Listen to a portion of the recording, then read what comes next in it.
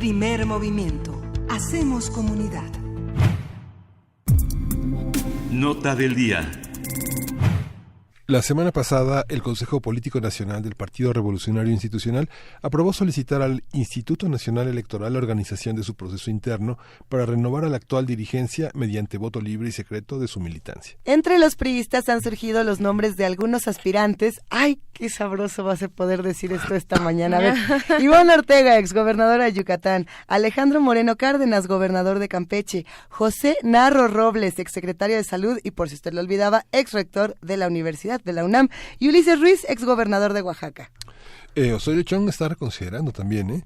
Moreno Cárdenas declaró que en cuanto sea publicada la convocatoria para la renovación del Comité Ejecutivo Nacional, solicitará licencia al cargo, mientras que Narro Robles anunció en su cuenta de Twitter la decisión de retirarse de la vida académica en la UNAM para buscar la dirigencia del PRI. Conversaremos sobre los cambios que se anuncian en la dirigencia del PRI, qué señales están enviando y cómo se perfila para reconvertirse en oposición, si es que esto puede ocurrir. Y para ello nos acompaña el doctor Alberto Asís Nasif, investigador del CIESAS, especialista en temas de democracia, procesos electorales y análisis político. ¿Cómo estás, Alberto? Muy buenos días. ¿Qué tal, Luisa? Muy buenos días. ¿Cómo están, Miguel Ángel? Un gusto escucharte, como siempre, Alberto. Cuéntanos, ¿cómo podemos leer todo esto que está ocurriendo en el nuevo PRI? Jaja. Bueno, esto del nuevo PRI creo que ya nadie lo cree con mucha convicción, pero bueno, tal vez habría que pensar que ahora, simbólicamente, porque son 90 años los que cumple el PRI, pues llevan como en el símbolo y en lo que pasó un poco la explicación. Es decir, cuando alguien llega a los 90 años pensarías que, pues cómo llega, puede ser un milagro que llegue muy bien, pero en este caso no es el tipo de partido que a sus 90 años llega muy bien, más bien llega muy achacoso, con graves problemas de salud. Y me parece que en ese sentido habría que entender qué es lo que le sucedió al PRI el año pasado, el 1 de julio del 2018. Puedes decir, sí, vino una disminución en sus cargos, en sus votos, en su capacidad de convocatoria, pues ahí te quedarías con una explicación muy satisfactoria, muy positiva. No, lo que vino fue una debacle en donde podrías decir como el disco de Sabina, nos sobran las razones, nos sobran los motivos, ¿no? Es decir, había un largo historial del PRI en este regreso que tuvo a partir del 2012, que muchos lo han interpretado como una segunda oportunidad después de haber perdido la presidencia en el año 2000, en donde se acumularon, digamos, expedientes muy graves de corrupción, de impunidad, de abuso de poder. Se dio esta famosa generación podrida de gobernadores, ¿no? Y entonces generaron realmente un malestar muy fuerte en la población, que rechazó de forma radical, pues rechazó al presidente, lo calificó muy mal, lo reprobó a Peña Nieto, y la consecuencia pues fue el 1 de julio del 2018, en donde se quedaron realmente muy disminuidos, es decir, ganaron unas cuantas diputaciones de los 300 distritos. Es la fracción más pequeña que han tenido históricamente, tanto en el Senado como en la Cámara de Diputados, y bueno, la perspectiva es ahora de ser un partido chico, un partido pequeño. Y entonces creo que el segundo elemento es que en efecto hay como para el PRI un fin de época, porque finalmente hay un nuevo partido dominante en el espectro político, un nuevo partido dominante que es Morena, y que de alguna manera está ocupando de forma muy amplia, muy extensa, lo que significa el espectro partidista.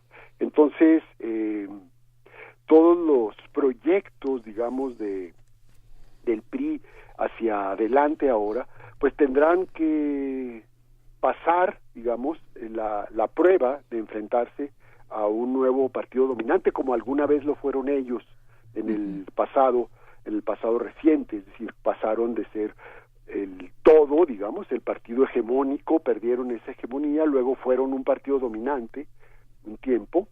Esto quiere decir que cuando un partido es dominante es cuando de alguna manera tienes no solo el número suficiente en el Congreso, tienes la posición de dominación en la discusión, en el debate nacional, en el manejo del presupuesto, en las políticas públicas, ¿no? Y que generalmente se alargan. No sabemos en este caso cuánto va a durar el nuevo partido dominante, pero el plazo, digamos, que tuvo el PRI fue bastante largo, ¿no? Entonces, me parece que este es otro de los elementos. Circulan ahorita un conjunto de hipótesis sobre lo que podría pasar con el PRI, desde certificados de defunción que se expiden, ¿no? Creo que esto pues no es la forma más inteligente tal vez de analizarlo, porque ya pasó en el año 2000, ¿no? Es decir, cuando perdieron la presidencia dijeron, no, pues ya el PRI va a desaparecer, va a morir, etcétera, cumplió su ciclo, y no, pues se repuso en 2 sexenios y volvió a ganar la presidencia. Entonces, no sabemos realmente cómo va a evolucionar esto de la cuarta transformación, qué va a pasar con López Obrador y Morena, cuál va a ser el resultado, y de todo eso dependerá no solo el futuro del PRI, sino el futuro del resto de los partidos, porque de alguna manera el tsunami del 1 de julio pues barrió el sistema de partido que teníamos por lo menos desde 1988. Entonces esta es como la situación a la que llegan en su aniversario 90, ¿no? Uh-huh. La campaña que hicieron explotando el miedo de la población, dejando pendientes muchas demandas, sobre todo en la parte de desarrollo social, ¿es posible paliarla con un liderazgo que sea capaz de aglutinar a los organismos priistas de la nación? De alguna manera, cuando inicia la campaña, hay una especie de aglutinar a cerca de 14,000 células priistas en todo el país que demostraron como una forma de unidad y una forma de presencia. Pero ¿a qué miedo te refieres?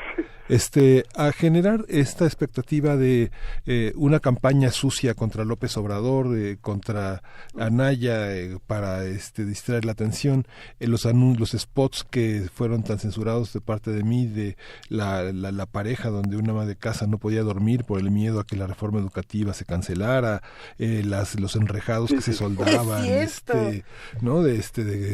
Que dicen que ya va a llegar López Obrador y bueno, estoy poniendo una reja de metal, todo este tipo de cosas que son una campaña sucia, ¿no? El miedo, ¿no? Bueno, creo que en efecto se equivocaron de todas, es decir, el momento del país el año pasado, pues ya no era ni 2012 ni 2006, es decir, el país hoy tiene problemas muy graves y se fueron de alguna manera expresando.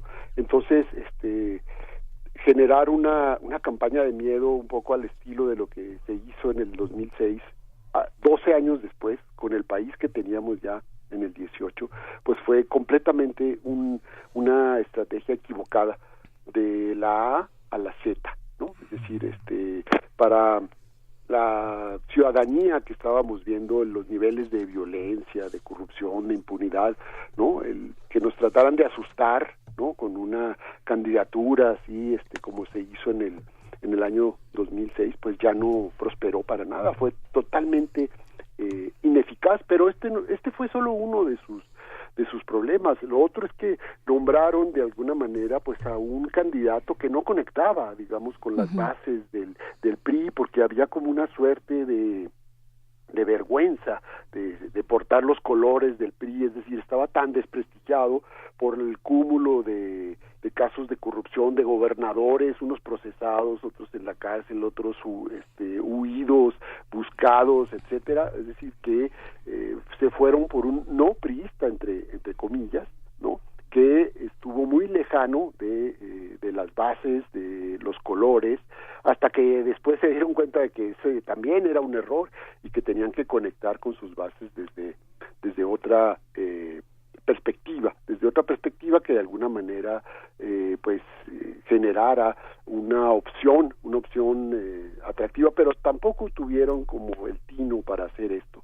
Y me parece que ahora los retos que tienen, pues es cómo aprender a hacer una oposición, pero una oposición muy muy pequeña, es decir, cuando pierden en el año 2000, inmediatamente se ponen a hacer una oposición que busca de alguna manera regresar al poder de forma muy pronta. No lo lograron en el 2006, lo lograron en el 2012, pero ahora creo que el escenario es muy diferente. Este fin de época y este nuevo partido dominante son retos para los que el PRI no tiene por lo pronto una respuesta, y cuando digo no tiene una respuesta es que no tiene un discurso, un proyecto, una narrativa creíble, más allá de su base, su voto duro que lo ha acompañado y que poco a poco se ha ido adelgazando cada vez más. Es decir, hay una gran cantidad de priistas que se fueron, ¿no? Como en un tiempo se fueron hace años al panismo, ahora se fueron a Morena, ¿no? Y entonces pues va a ser difícil recuperarlos desde una perspectiva de un proyecto atractivo. Están buscando democratizarse internamente, es decir, cómo hacer que por lo menos tengan un liderazgo con mucha legitimidad, que pueda unirlos y presentar un frente común, ¿no? Para de alguna manera hacer valorar la experiencia de gobierno que tienen, ¿no? Esta es como la perspectiva, y ahí están como de alguna manera trabajando. La otra pues es cómo comportarse y cómo situarse frente al nuevo escenario en donde Morena es el partido dominante, por lo menos en las cámaras. Es decir, qué hacer frente a los proyectos, aliarse, resistirse, aliarse con los otros partidos de oposición, en fin, ¿no? Son como escenarios que van a estar tratando de dirimir ahora en los próximos meses, ¿no? Por supuesto, volver a ser una opción de oposición y de gobierno, ¿no? Doctor, son 90 años, son muchos años y son etapas distintas en las que supongo que se ha reinventado el proyecto del Partido Revolucionario Institucional. Cuando uno piensa que el PRI está muerto, pues hay que ver nada más estos momentos de reinvención, de renovación, no necesariamente como a todos nos gustaría tal vez, pero de que se han adaptado o han generado las condiciones las condiciones políticas, pues lo han hecho para su beneficio y para continuar, ¿no? Finalmente, que es el objetivo de un partido político, obtener el poder. Dentro de todo, digamos, estos 90 años, ¿qué le toca para bien? ¿Qué construyó? ¿Qué hizo bien el PRI? En efecto, esta pregunta me imagino que se está tratando de responder. Desde el lado positivo, digamos, hay toda una serie de argumentos que dicen que el PRI logró pues la pacificación del país, que generó estabilidad, que construyó instituciones, ¿no?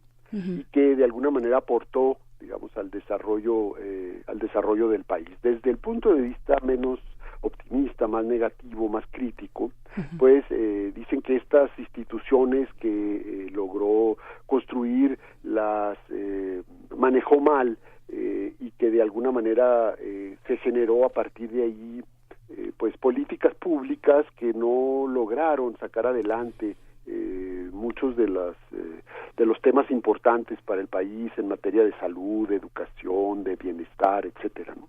Entonces, este es un debate, digamos, que está ahorita presente por el aniversario precisamente de los 90 años, ¿no? O sea, ¿qué hizo bien el PRI cuando gobernó y qué hizo mal? En efecto, sabemos de forma muy contundente, el año pasado lo vimos, qué es lo que hizo mal en los últimos tiempos, en el último sexenio de Enrique Peña Nieto. Eso ya lo tenemos como muy claro, ¿no? Sí.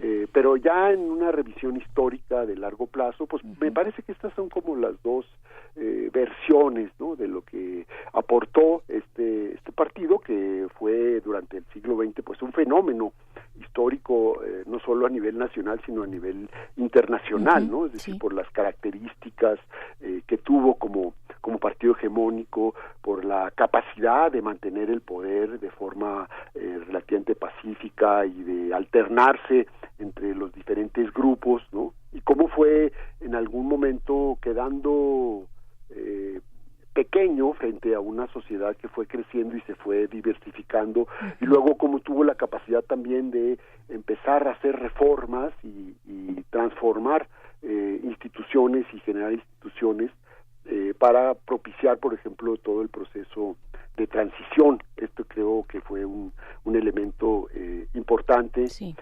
La otra cosa pues fue esta suerte como de cómo cambió el modelo económico y cómo venimos de un modelo, el modelo de sustitución de importaciones que generó, digamos, bienestar, estabilidad, poca inflación, luego cómo este modelo fue transformándose, entró en crisis y generaron otro modelo, y que vimos ya en los últimos años cómo este nuevo modelo de una estrategia exportadora, lo que se ha llamado el neoliberalismo famoso, pues de alguna manera propició mucha desigualdad en el país, y esta desigualdad generó malestar y problemas sociales muy importantes que de alguna forma estamos ahora viendo, o se está viendo el nuevo gobierno cómo los resuelve y cómo los enfrenta. Pues estaremos también viendo desde acá cómo ellos resuelven, cómo queda esta dirigencia del PRI, cómo están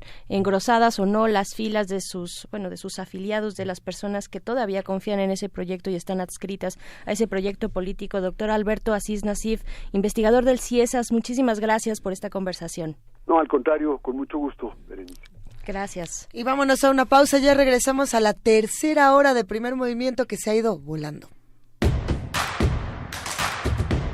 Síguenos en redes sociales. Encuéntranos en Facebook como Primer Movimiento y en Twitter como @PMovimiento. Hagamos comunidad.